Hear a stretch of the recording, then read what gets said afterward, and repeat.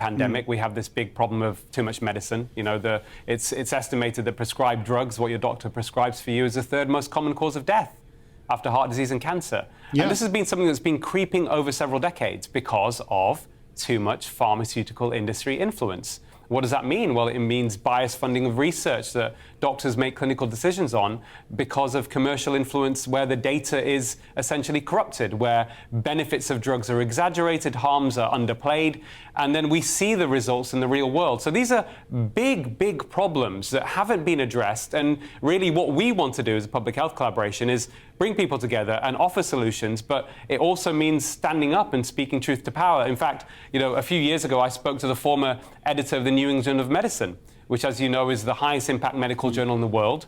And she said to me, the real battle we have in healthcare, Mark, is one of truth versus money. If you look at real world data in the United States, up to 50% of healthcare activity brings no benefit to the patient. It's either wasteful or causes harm or is inappropriate. You know, we're going down that line to some degree in the UK, and I think we need to tackle it head on. Well, there's a lot of what I sort of think of as lifestyle medicine, particularly in the United States, where people say, oh, you shouldn't actually try and make yourself healthier because we've invented a drug that enables you to keep on doing all the bad things you do.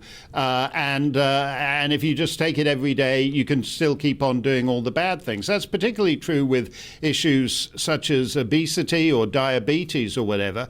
And actually, in the COVID, I mean, aside from age, which you can't do anything about, things like obesity are one of the really bad underlying conditions. Yeah. And yet, under the COVID regime, we just talk about a sort of one-size-fits-all solution to COVID. We don't actually, the NHS in particular, doesn't seem actually to talk much about prevention.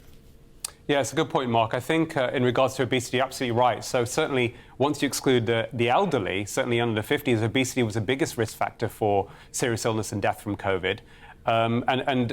We didn't tackle it in the way that we should have. Even when we had the information very early on in the pandemic, we didn't tackle it in the way we should have done.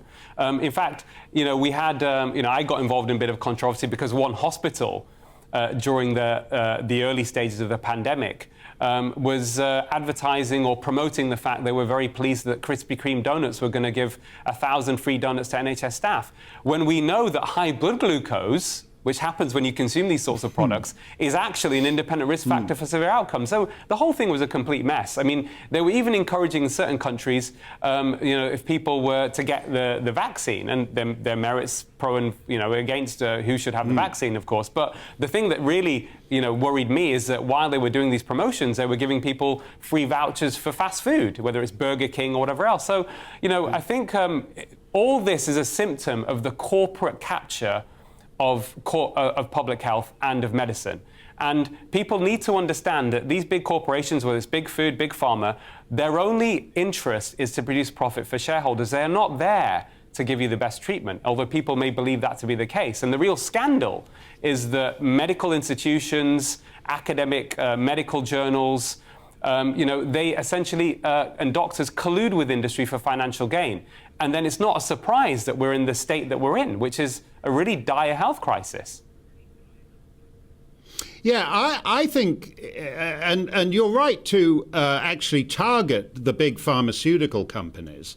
But in the last couple of years, we've seen something that's sort of additionally weirder, which is that governments, at some point, they sort of all agreed that you know, they weren't interested in early intervention with COVID. You might try this, you might try that, it might have worked. They all mysteriously decided that vaccines was the one-size-fits-all solution for 7.5 billion people on the planet. And you can't really blame Big Pharma for then saying, hey, every prime minister and president on earth is saying we need to develop a vaccine, and they're going to stick it in the arms of 7.5 billion people. I mean, that kind of temptation for these companies is kind of, so there's a weird sort of government pharmaceutical peer review alliance going on here. Yeah. Absolutely. There's a collusion, if you like. I mean, that's traditionally been there. That's been a concern.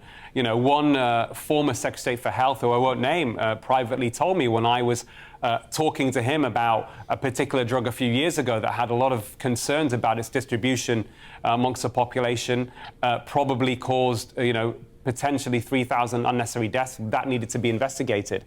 And his response to me was, he said, Aseem, the Department of Health is too close to industry. So this is a problem. I mean, ultimately, the government really has a duty to protect its citizens from the excesses and manipulations of the drug industry. And they've failed in their duty over many, many years, successive governments, whether it's Labour government, whether it's a Conservative government. And I think it's really a system failure, Mark, isn't it? It's a system failure where we've allowed these corporations to get more and more power. They lobby politicians, they control the knowledge when it comes to research. They even capture the media, as you well know. So that then results in a lot of people only getting one version of the truth.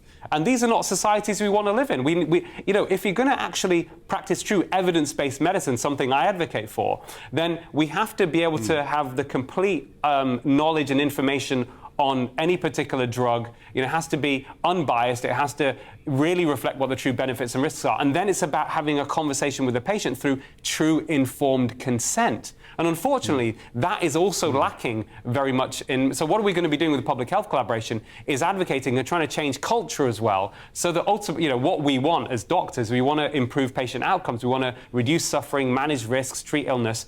And we want to be able to be in a position where we're able to do that, where we know the information we're getting when it comes to making clinical decisions is going to give those patients the best opportunity to achieve the best health that they can. Yeah, it's interesting. That is the critical relationship, the relationship between the doctor and the patient. And yet these odd kind of photographs pop up in the news of the president of the European Commission standing next to the head honcho of Pfizer, for example. And the reality is that these pharmaceutical guys find it far easier to get the attention of our leaders than the average patient does. Thank you very much for coming on and talking about that, Doctor. I hope this conference goes well. And I hope you'll come back and let us know more about it. Aseem has a particular stand on this thing, and we would like to invite those who feel differently about it to come on the show. But the Health Secretary, Sajid Javid, has declined our invitation to come on the show. He did agree to provide a written response. So we asked him a couple of questions, and he's yet to reply. And he's got a big staff. He's got a huge entourage.